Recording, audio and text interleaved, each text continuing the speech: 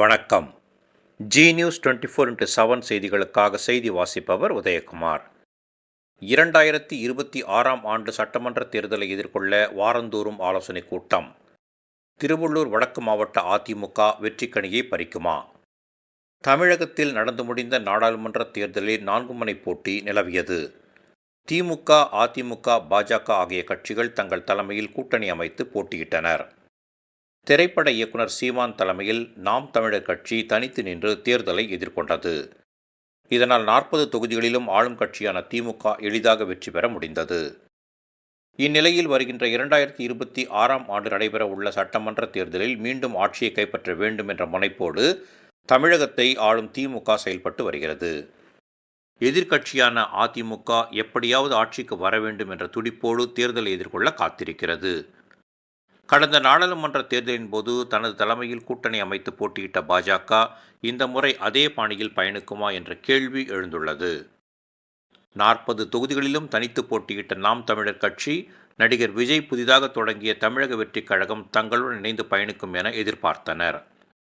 ஆனால் அண்மையில் நடைபெற்ற அக்கட்சியின் மாநாட்டில் நடிகரும் தமிழக வெற்றிக் கழகத்தின் தலைவருமான விஜய் திராவிடமும் தமிழகமும் தனது 2 கண்கள் என குறிப்பிட்டு பேசியதால் தடம் புரண்ட தமிழ் தேசம் பேசி வரும் சீமான் தலைமையிலான நாம் தமிழர் கட்சிக்கும் தமிழக வெற்றிக் கழகத்திற்கும் இடையே முரண்பாடுகள் அதிகரித்தது. இதனால் நாடாளுமன்ற தேர்தலைப் போலவே சட்டமன்ற தேர்தலிலும் 4 முனை போட்டி ஏற்படுமா அல்லது தாங்கள் தனி பெரும்பான்மையுடன் வெற்றி பெற்றாலும் கூட்டணி கட்சிகளுக்கும் ஆட்சி அதிகாரத்தில் பங்களிப்போம் என கூறி தமிழக வெற்றிக் கழகம் கட்சிகளை கூட்டணிக்கு வலை விரித்துள்ளது. இதனால் தமிழக வெற்றிக் கழகம் 2 திராவிட கட்சிகளுடன் கூட்டணியில் உள்ள சில கட்சிகளுடன் தனது தலைமையில் கூட்டணி அமைத்து தேர்தலை எதிர்கொள்ள வாய்ப்புள்ளது. இதனால் ஏற்பட்டுள்ள தேர்தல் சதுரங்க போட்டியில் ஆட்சியை கைப்பற்ற அதிக தொகுதிகளில் வெற்றி பெற வேண்டும் என்ற முனைப்போடு எடப்பாடி பழனிசாமி தலைமையிலான அதிமுக தீவிரம் காட்டி வருகிறது. அதன் அடிப்படையில் திருவள்ளூர் வடக்கு மாவட்ட அதிமுக செயலாளர் சிறுனியம் பி. பலராமன் தலைமையில் அதிமுக வாரம் ஒரு ஆலோசனை கூட்டம் நடத்தி தொண்டர்களை உற்சாகப்படுத்தி வருகிறது. இந்நிலையில் மீஞ்சூர் ஒன்றியம் சார்பில் பொன்னேரியில் திருவள்ளூர் வடக்கு மாவட்ட கழக செயலாளர் சிறுனியம் பி. பலராமன் தலைமையில் ஆலோசனை கூட்டம் நடைபெற்றது. இதில் சிறப்பு அழைப்பாளராக முன்னாள் அமைச்சரும் அதிமுக செய்தி தொடர்பாளருமான பொன்னையன் கலந்து கொண்டு சட்டமன்ற தேர்தல் பணிகள் குறித்து தொண்டர்களிடம் எடுத்து கூறினார். அப்போது அவர் பேசியதாவது, கட்சி இருக்குமா இருக்காதா என்ற வெறியுடன் குடும்ப ஆட்சியை மு.க. ஸ்டாலின் மகன் உதயநிதியும் கருணாநிதியின் மகன் மு.க. ஸ்டாலினும் தமிழகத்தில் ஆட்சி செய்து வருகின்றனர். தற்போது அதிமுகவை வீழ்த்திவிட்டால் காலமெல்லாம் தமிழகத்தை சுரண்டலாம், கொள்ளையடிக்கலாம் என்ற எண்ணத்துடன் செயல்படுவதாகவும், கருணாநிதிக்கு பின் ஸ்டாலின், ஸ்டாலினுக்கு பின் உதயநிதி என வாரிசு அரசியல் தொடர்கிறது. அங்கு கனிமொழிக்கு இடமில்லை. அவர் தனது தாய் வயிற்றில் பிறக்கவில்லை என்பதால் ஆட்சியில் இடமில்லை. கட்சியின் மூத்த தலைவரான துரைமுருகனுக்கும் அக்கட்சியில் அங்கீகரிக்கப்பட்ட இடத்தில் இடமில்லை. இதனால் குடும்ப ஆட்சி நடத்தும் கருணாநிதியின் குடும்பத்திற்கு சோதனை ஏற்பட்டுள்ளது. இதனால் திமுகவில் உள்கட்சி சண்டை புகைய ஆரம்பித்துள்ளது. அந்த புகை எரியும் காலம் நெருங்கிவிட்டது. இதனால் கனிமொழி அணியினர், துரைமுருகன் அணியினர் என சண்டையிடும் நிலை உருவாகியுள்ளது. இவ்வாறு புகைந்து எரியும் தீயில் திமுக எரிந்து அழிந்துவிடும் என முன்னாள் அமைச்சர் பொன்னையன் கூறினார். மேலும் தமிழகத்தில் தமிழன் ஆட்சி என்ற நிலையை ஏற்படுத்த எடப்பாடி பழனிசாமியால் தான் முடியும் என்றார். எனவே தமிழக முதல்வராக எடப்பாடி பழனிசாமியை அரியணையில் அமர அதிமுக தொண்டர்கள் அனைவரும் ஒற்றுமையுடன் பணியாற்ற வேண்டும் என பொன்னையன் வேண்டுகோள் விடுத்தார்.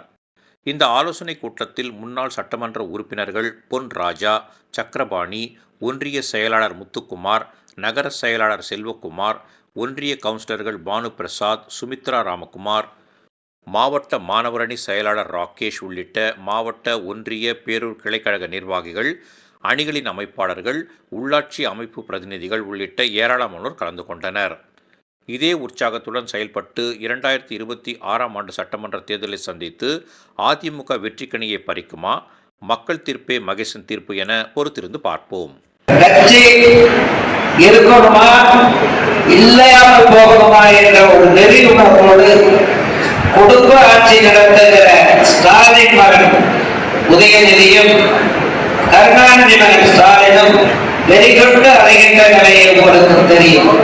தற்போது அதிமுகவை ஒழித்து விட்டார், அழித்து விட்டார், காலமெல்லாம் தமிழ்நாட்டை சுரண்டலாம், ரோடு போடாமலேயே கிராமப்புறங்களிலே ரோடு கொள்ளையடிக்கலாம் என்ற நோக்கோடு அந்த குறிக்கோடு செயல்படுகிறார்.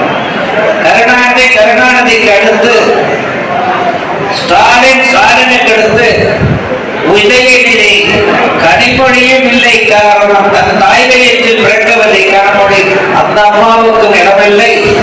கட்சியின் மூத்த தலைவர் துரைமுருகனுக்கும் இடமில்லை என்று சொல்லி குடும்ப ஆட்சி நடந்துகிற கருணாநிதி குடும்பத்திற்கு சோதனை வந்துவிட்டிருக்கிறது. உட்கட்சி சண்டை புகைய ஆரம்பித்து விட்டது. அந்த புகை நெருப்பாக எரியக்கூடிய சூழல் வந்திருக்கிறது.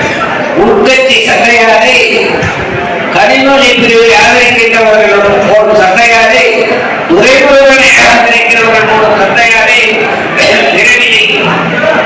எரிந்துவிடும் திமுக, அணிந்துவிடும் திமுக இடத்தை நிரப்புகிற பணி எடப்பாடியார் கையில்.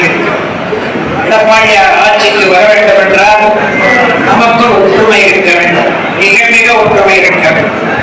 அதுபோன்று தேர்தல் என்று வருகிற போது நச்சு பாம்பாக கருணாநிதி ஸ்டாலின் உதயநிதி குடும்பம் வருகிற போது அந்த நச்சு பாம்பை அடித்து கொள்ள வேண்டிய கடமைக்கு நாம் 5 விரலும் ஒன்று சேர்ந்த தாக்குதலை போல எதிர்களை நாம் அனைவரும் ஒன்று சேர்ந்து அந்த உதய சூரியனை உடைத்தெறிய வேண்டும், அடைக்க வேண்டும்.